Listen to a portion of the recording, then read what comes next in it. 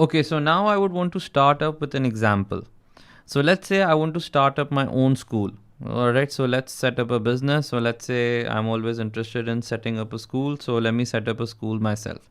Now let's think about this logically, that to set up a school, what do I need? Let's go through some of the items I would need to buy instantly just to start up my school. I'm just talking about the initial day, or let's say day zero of this business.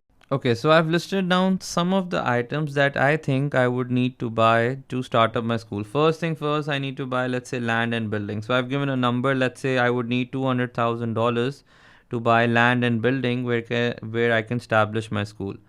I would also need to buy fixtures and fittings. I would need chairs, tables, splits, etc. Other furniture item which I would need to put into the schools so that it can be in a condition so that it can start. I also need to buy some vans. So let's say I also want to start my shuttle service for students. So I would need $10,000 over here. And let's say I feel that I need to keep $40,000 in my bank as I would need for day-to-day expenditures, or let's say some working capital just to finance the business, as I know that it will take some time before I will start making money. So if I take account of this, I would need $300,000 just to set up the school. All right, that's the money required to establish my school.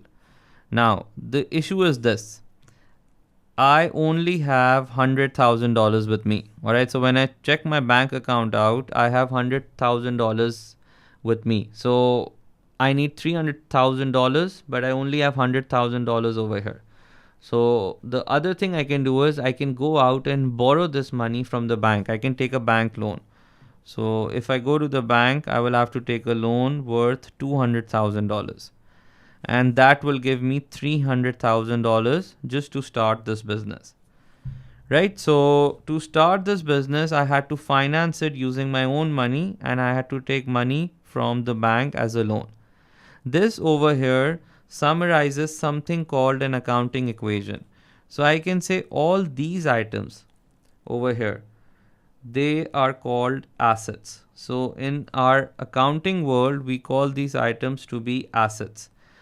So you guys can think of assets as anything that the business has ownership right over, and it will help the business in some way or the other generate some future economic benefit. You guys can see all these items will help me make money in the future. I will call them to be an asset and I have ownership over them. Then again, in our accounting world, I will call the money that I invested, the owner, to be capital. So we can call this to be capital. That's the money given by the owner. And the money that was given to us by bank. Now, also understand this. What's the difference between this money and the money given by the bank? There's an essential difference over here. The money that I have given, that money can be considered as an investment. So I've invested that money. I am the owner. I have to take this risk. And the business is under no obligation to repay this money back to me because I've taken that risk over here as an owner.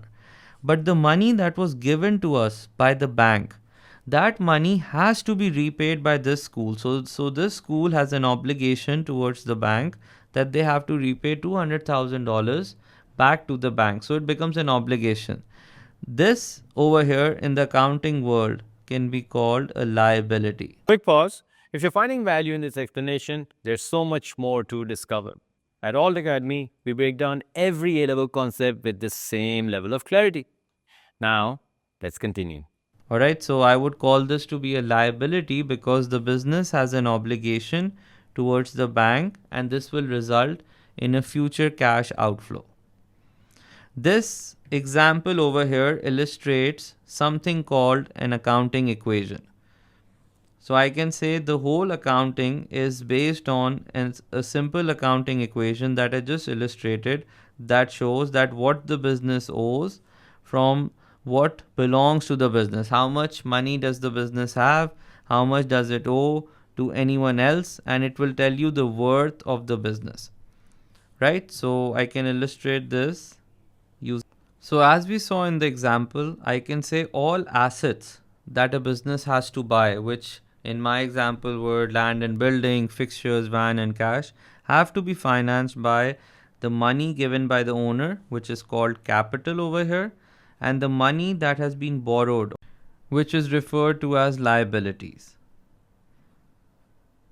Right, so this accounting equation over here is what summarizes the entire course, that shows that assets, which are the resources owned by the business, are financed by the owner's resource called capital and borrowed resources, which are called liability.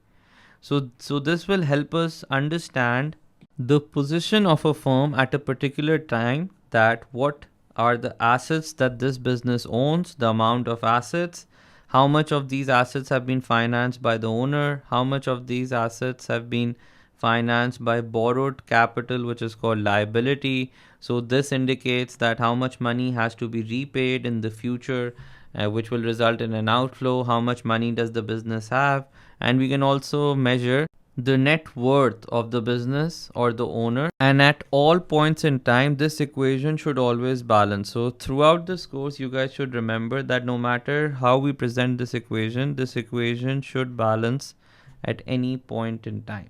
So in the next video I will discuss a bit more about assets, what are the types of different assets we have. I will talk a bit more about liabilities, the type of liabilities a business has, and the role of capital. And we will then take a look at some different exercises. Our complete A-levels accounting course is waiting for you on our website. In addition to accounting, you can also find business, economics, maths, and 4 other full A-level offerings. So thousands of students who've already unlocked their potential. Visit all to get me right now.